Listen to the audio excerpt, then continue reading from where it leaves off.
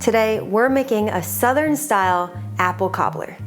I was born and raised in Philadelphia, and one of my favorite dishes is my mom's apple cobbler. It has a sky-high layer of streusel on top, made of flour, butter, sugar, and even some oats. When I moved down to Charleston, my mentor, Natalie Dupree, taught me about the Southern way to make cobbler. This one comes together in a pinch. I'm Lauren Furey, and you're watching Now We're Cookin.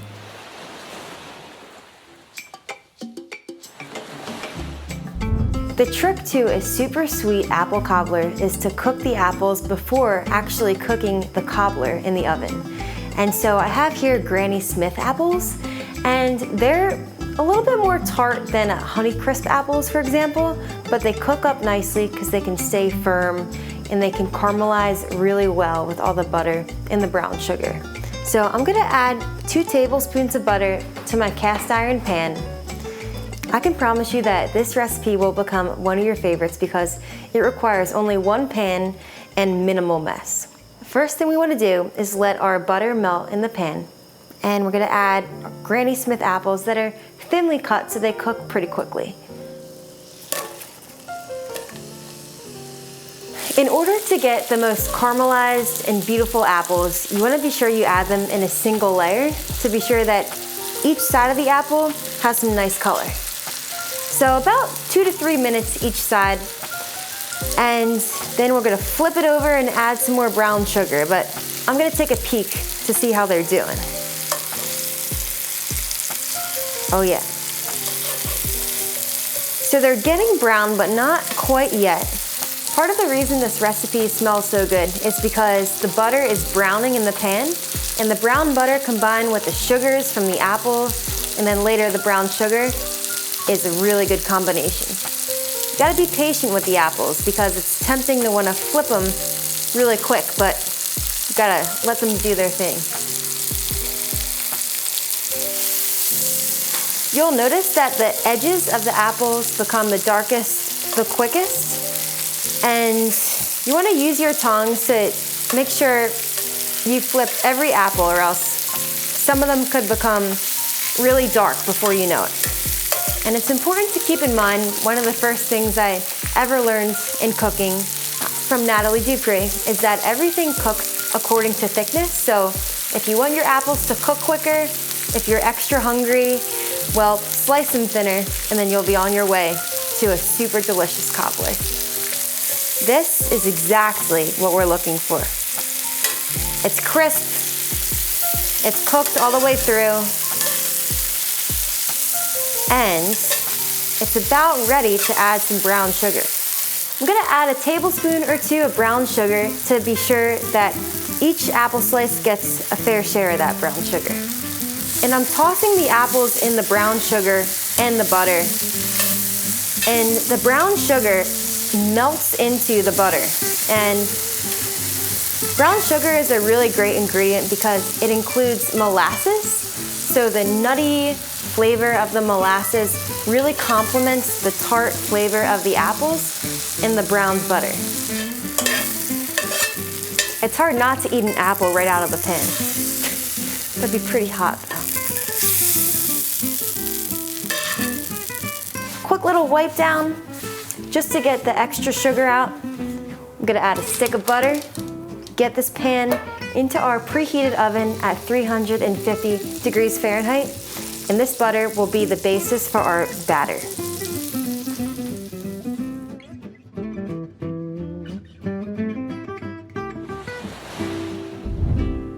Our cast iron skillet is in the oven with the butter in it, and it's melting away.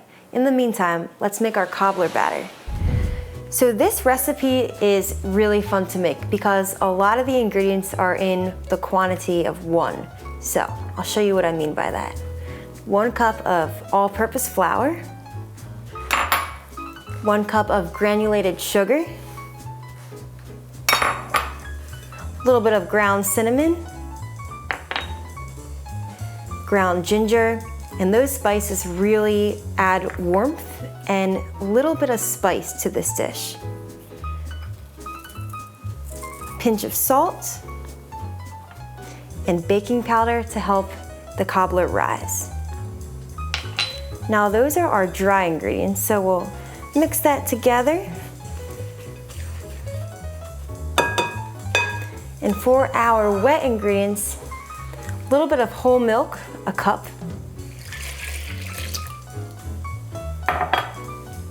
Some vanilla extract. I really love vanilla extract, and it pairs well with this orange liqueur. This is 2 teaspoons, and it is an optional ingredient, but it adds a citrus flavor to this dish that I do think it needs. You could also add some orange zest in replacement for that orange liqueur. Speaking of zest, we're gonna add the zest of 1 lemon. And when you're zesting a lemon, you wanna be sure not to get the white part of the lemon, called the pith. We want only the yellow part, which is the zest. Mix it all together. Mix, mix, mix. I love to see how the cinnamon dissolves in this batter. I really love how it smells as well. At first I was using a rubber spatula just to show y'all that that doesn't really do the trick when you're making a cobbler, because our flour has a few lumps in it. The whisk really helps break it up.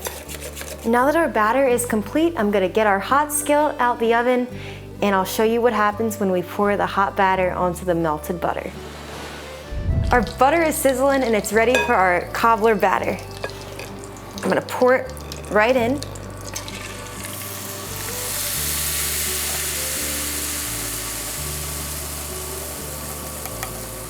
And you'll see the browned butter bits really play well with the cobbler batter.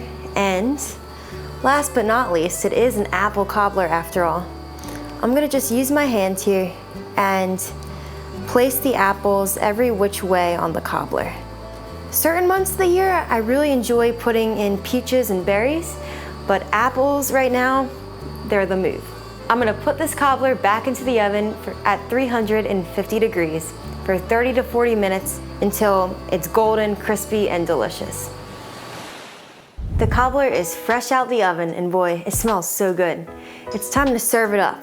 And I made some hand whipped cream right here, which is completely optional, but highly recommended. And I'm gonna take a big spoonful. I've got hungry friends coming over, and we had another long day of surfing.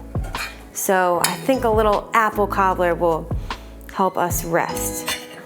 A little bit of whipped cream. Well, maybe not a little bit. How about a lot of it? And maybe one more for good luck. You can make this cobbler any time of year using whichever fruit is in season. Thank you so much for watching. I'm Lauren Furey, and catch you next time on Now We're Cookin'.